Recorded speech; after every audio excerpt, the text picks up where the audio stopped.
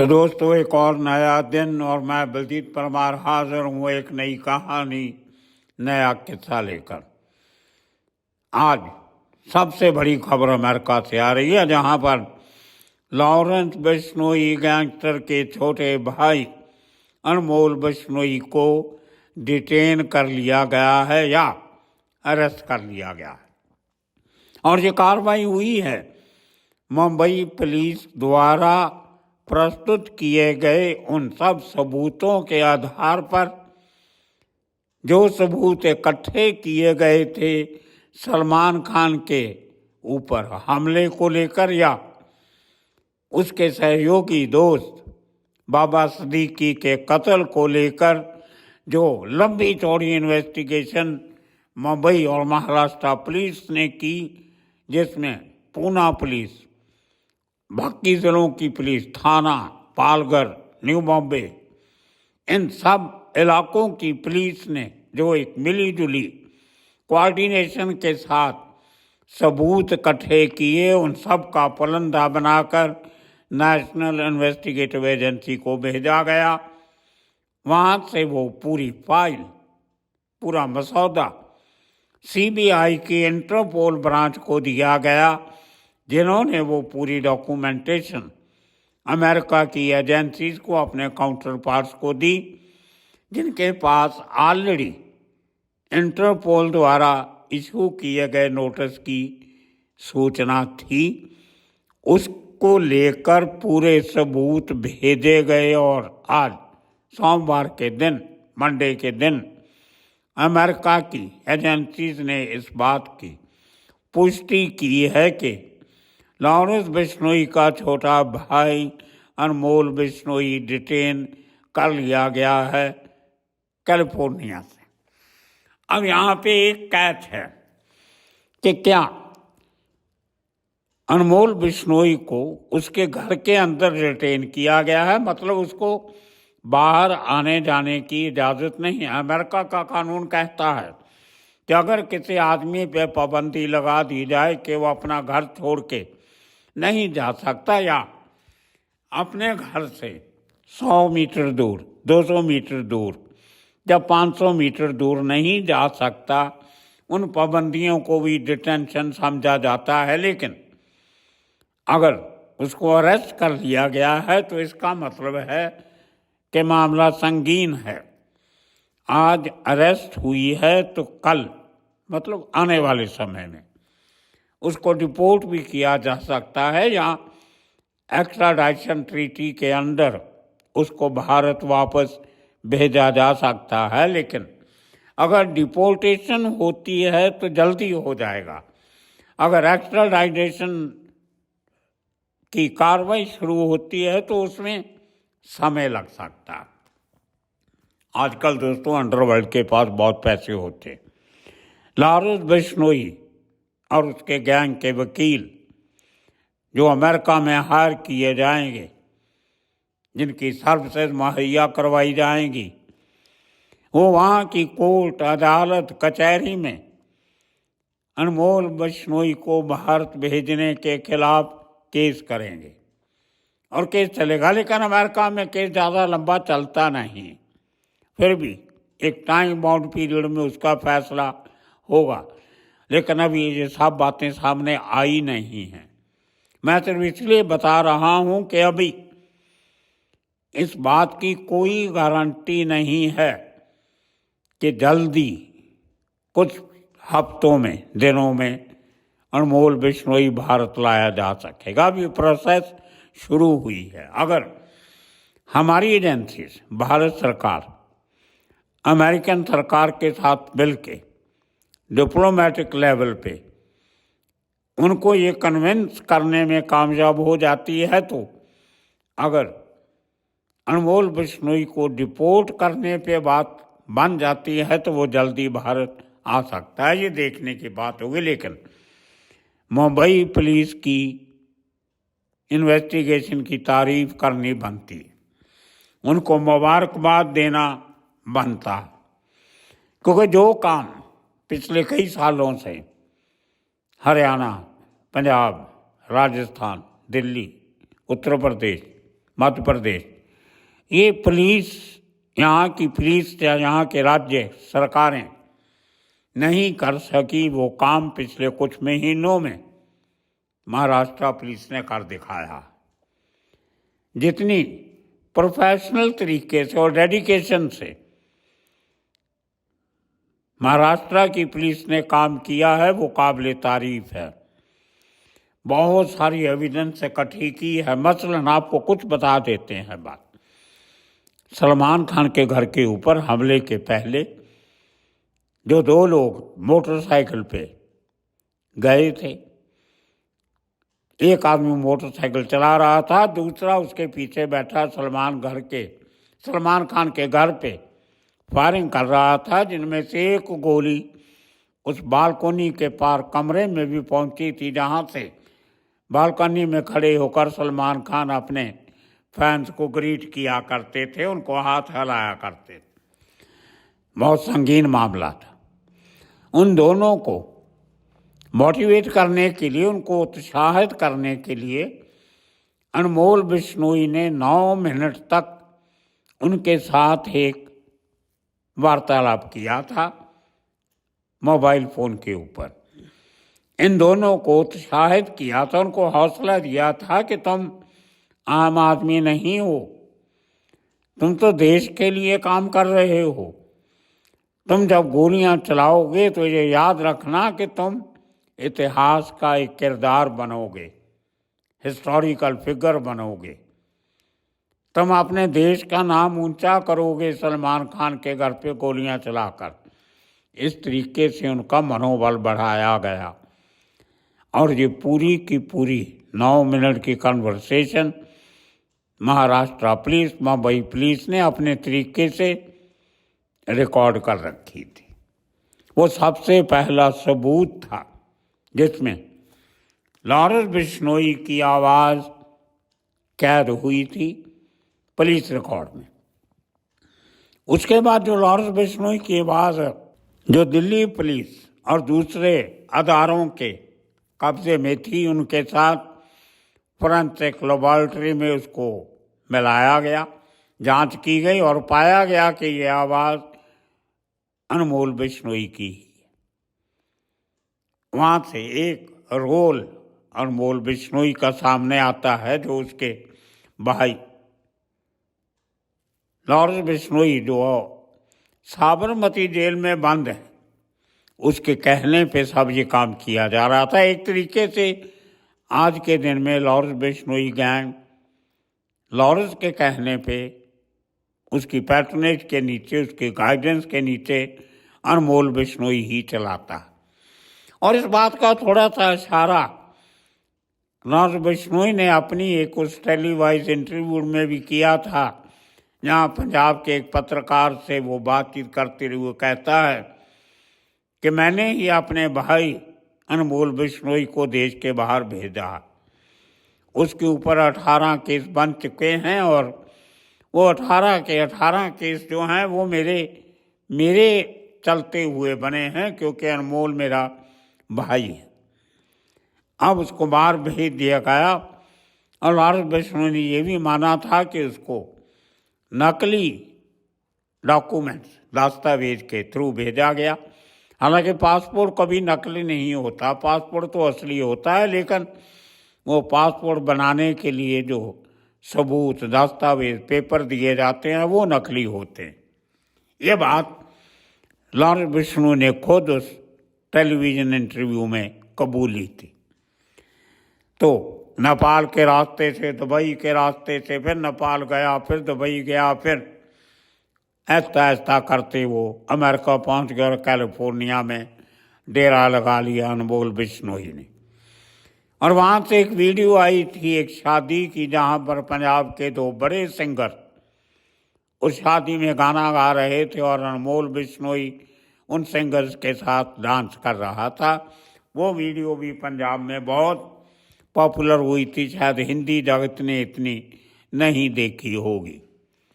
तो ये सबसे हो रहा था कि आजकल गैंग का सरगना असल में अनमोल बिश्नोई ही है। उसके बाद सलमान खान की केस में जितनी एविडेंस इकट्ठी हुई वो अभी चल ही रही थी कि अचानक बाबा सिद्दीकी, जो महाराष्ट्र के साबका मंत्री थे, 3 बार एमएलए रह चुके थे, 2 बार कारपोरेटर रह चुके थे, उनका मर्डर दशहरे वाले दिन भरी पब्लिक के बीच बेरहमी से किया गया और उसकी जिम्मेदारी ली गई अनमोल बिश्नोई की तरफ से, लॉरेंस बिश्नोई की गैंग की तरफ से कि हमने ये काम किया।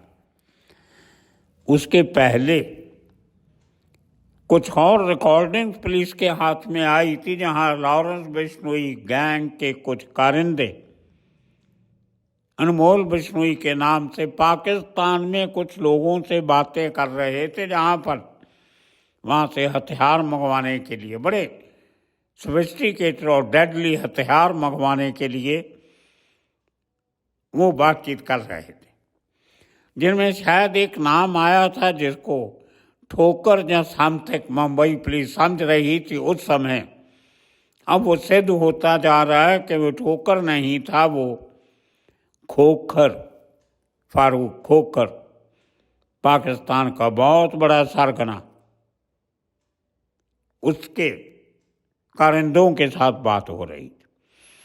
और वो बात हो रही थी एक शहजाद भट्टी नाम के आदमी के थ्रू। ये वही शहजाद भट्टी है जिसने एक वीडियो वायरल की थी थोड़े सेकंड की, लॉरेंस बिश्नोई के साथ बात करते हुए साबरमती जेल में लॉरेंस बिश्नोई और पाकिस्तान में बैठा ये शहजाद भट्टी।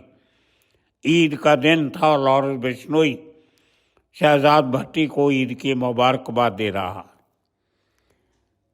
दोस्तों, ये बहुत अहम सबूत थे जो सारे के सारे मुंबई पुलिस ने इकट्ठे किए।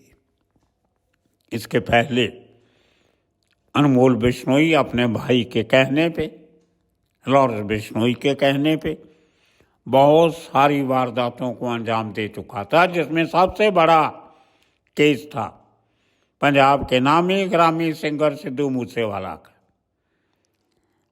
वो 29 ईयर्स ओल्ड, 29 साल का लड़का, जिसने बहुत कम समय में 2.5-3 साल में इतना बड़ा नाम कमाया, पैसा भी कमाया, इनकम टैक्स भी दिया। 2-2.5 करोड़ रुपया साल का वो इनकम टैक्स भरता था। पहले सब दोस्त थे, साथ में बैठते थे, लेकिन जब गलत फहमियाँ क्रिएट होती हैं तो प्रॉब्लम तो होती है। और उसके चलते चलते सिद्धू मूसेवाला का कत्ल करवा दिया जाता है 29 मई 2022 को। आज 2.5 साल के करीब होने को आए। उसमें भी अनमोल बिश्नोई का सबसे बड़ा रोल था, साथ में इनके एक और सहयोगी लॉरेंस बिश्नोई के बचपन के दोस्त गोल्डी बराड़, स्टूडेंट टाइम से, कॉलेज पॉलिटिक्स से लेकर दोस्ती, ये सब बातें सामने आई, आप सब जानते हो, दोहराने की जरूरत नहीं है। वो भी बात। उसके बाद जो राजस्थान में राजपूत नेता सुखदेव सिंह गोगामेड़ी का कत्ल होता है जयपुर, उसमें भी लॉरेंस बिश्नोई के भाई अनमोल बिश्नोई का नाम आया। तो ये बहुत सारी बातें थी, नाम तो और भी 20 केसों में आया, लेकिन दिल्ली, हरियाणा, पंजाब, राजस्थान, मध्य प्रदेश, उत्तर प्रदेश पुलिस ने कभी इस केस को इतना सीरियसली नहीं लिया कि इस गैंग को नकेल डाली जाए, इसकी गतिविधियों को रोकने की कोई पुख्ता कोशिश की जाए। कहीं ना कहीं एक लैक्सिटी रही इन्वेस्टिगेशन में। वो ऊपर से कोई इशारे थे या नीचे वाले ऊपर वालों को खुश रखने के लिए उनके बिना कहे भी कुछ करते रहते हैं, ये भी हम सबको मालूम है, आप भी सब जानते हो। कहीं ना कहीं से एक संरक्षण मिल रहा था पॉलिटिशियंस का, अलग-अलग राज्यों के, एक आदमी का नहीं, बहुत से लोग इन्वॉल्व होते। अरे भाई, सीधी सी बात है, जो बड़े लोग इन गैंगस्टर्स का सहारा लेते हैं अपनी ज़मीनों के कब्जे लेने के लिए, चढ़वाने के लिए, प्रॉपर्टी, कोठी, महल, इनका कब्जा लेने के लिए, चढ़वाने के लिए, हफ्ता इकट्ठा करने के लिए, फरौती मांगने के लिए जो हिस्सा लेते हैं, वो सब में बहुत से लोगों का हाथ होता है। जितना पैसा इकट्ठा किया जाता है एक्सटॉर्शन का, उसका तकरीबन आधे से ज़्यादा हिस्सा बांटा जाता है इधर उधर। वो कहाँ बांटा जाता है आपको वो भी मालूम है। इस दौर में अगर ये गैंगस्टर किसी कंट्रोल में नहीं आते, उसका कारण यही होता है कि उनके सर के ऊपर बड़े लोगों का हाथ, जिनमें लॉ इन्फोर्समेंट एजेंसीज का बड़ा हाथ होता है, और ये एजेंसीज पॉलिटिशियंस के हाथ में होती हैं, इसलिए वो ज़्यादा कुछ कर नहीं सकती। लेकिन फिर भी समय आने पर, समय बदलते ही, हालात बदलते ही कुछ ऐसे अफसर सामने आ जाते हैं जो बड़ी ईमानदारी से और कानून के तरीके से अपना काम शुरू करते हैं और जारी रखते हैं। पिछले कुछ समय में कुछ बड़े लेवल पे चेंजेस हुई हैं। हिंदुस्तान के खुफिया एजेंसी रॉ के चीफ रिटायर हुए, उसके बाद NIA के एक चीफ रिटायर हुए, उसके बाद IB के चीफ भी रिटायर हो गए, इंटेलिजेंस ब्यूरो के, CBI के चीफ भी बदले गए, और उसके बाद जो ये सब स्टेट्स हैं, पंजाब के DGP बदले गए, हरियाणा का DGP नया आ गया, राजस्थान का DGP नया, दिल्ली का DGP बदले गए, उत्तर प्रदेश का बदला गया, सब चेंजेस आई, और महाराष्ट्र का DGP भी बदला। और जब नए लोग आते हैं तो नए तरीके से काम करते हैं, और वहाँ से नया एक दौर शुरू हुआ कि ऐसे खतरनाक क्रिमिनल्स को और क्रिमिनल गैंग्स को नकेल डाली जाए, और उसके तहत जो कार्रवाइयाँ शुरू हुई बहुत सार्थक हुई।